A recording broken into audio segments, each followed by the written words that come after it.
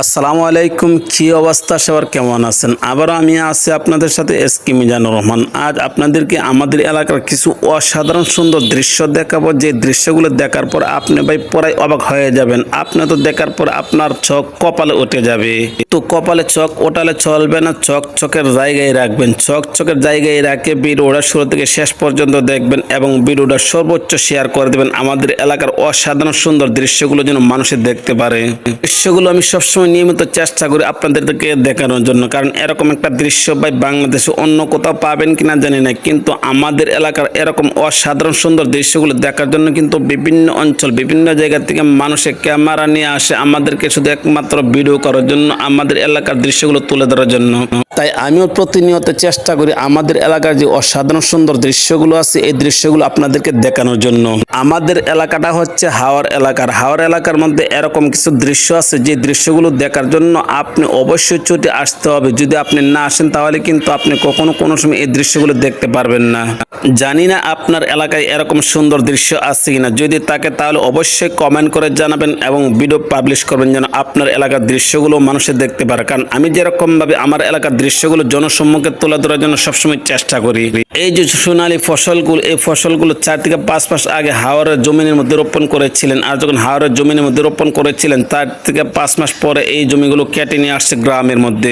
গ্রামে যখন আনছে তখন কিন্তু সবাই মিলেমিশে একত্রিত হয়ে সুন্দর করে কাজ করতেছে। ভাই এই দৃশ্যগুলো কি আপনার এলাকায় দেখা যায়? হয়তো বা এখন অনেকে বলবেন যে না ভাই, তাহলে আমাদের এলাকায় চলে আসেন না, এসে দেখেন না কত সুন্দর সুন্দর দৃশ্য।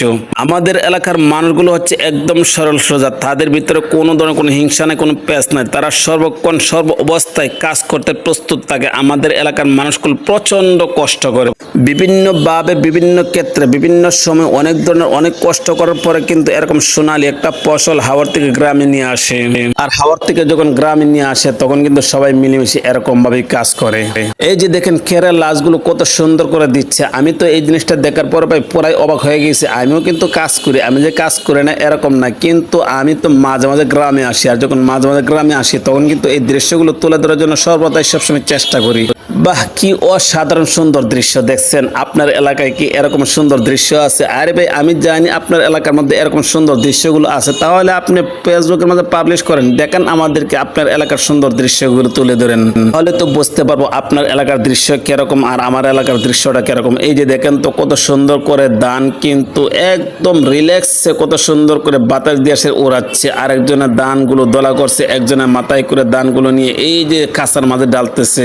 ভাই তাহলে আপনি অবশ্যই আমার এলাকার দৃশ্যগুলো দেখার পর এই কথাটা বলতে হবে যে না, আমাদের এলাকার দৃশ্যটা আসলে ভাই অস্থির অসাধারণ। এই যে দেখেন তো ভাই কত সুন্দর দৃশ্য।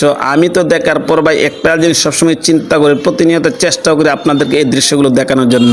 তবে সর্বশেষ একটা কথাই বলবো, আপনারা যে এই দৃশ্যগুলো দেখেন আপনাদের কাছে কিরকম লাগে? যদি আপনার কাছে ভিডিওটা ভালো লাগে থাকে অবশ্যই আইডিটা ফলো করে চ্যানেলটা সাবস্ক্রাইব করে সবসময় নিত্য নতুন ভিডিও পাওয়ার জন্য সাথে থাকবেন।